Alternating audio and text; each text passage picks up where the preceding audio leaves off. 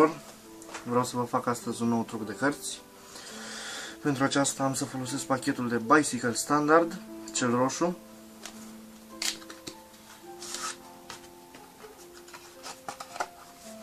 Este un pachet normal.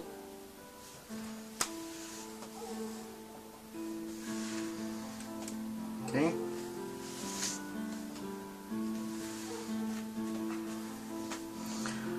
Eu am să trec prin cărți, iar pe dumneavoastră v-aș ruga să spuneți stop când doriți.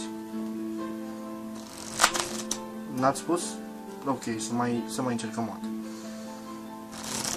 Să zicem că ați spus aici, ok?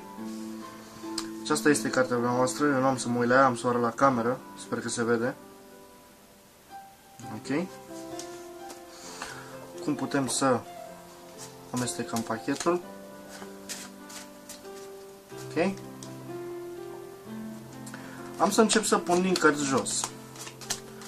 Și dacă cumva vedeți cartea dumneavoastră, doar să țineți minte că a fost acolo jos. Atât. Nu trebuie să faceți absolut nimic, doar să țineți minte că cartea aleasă de dumneavoastră este acolo jos.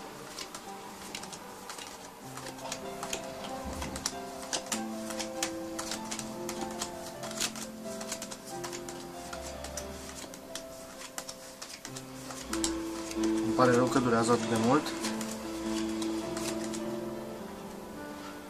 Nu ați văzut cartea, nu-i așa?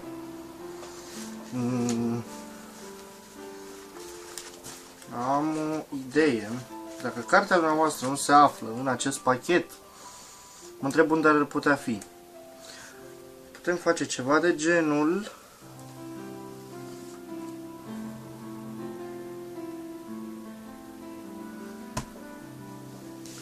Și acum, cartea dumneavoastră a apărut. A, nu se vede. Cred că am greșit ceva. Să mai încerc o dată.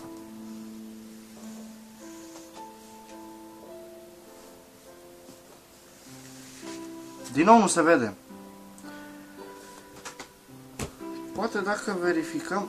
se pare că este o carte. Și cred că este cartea dumneavoastră. Acesta a fost trucul. Sper că v-a plăcut. Like, subscribe și mulțumesc pentru vizionare. Pa, pa!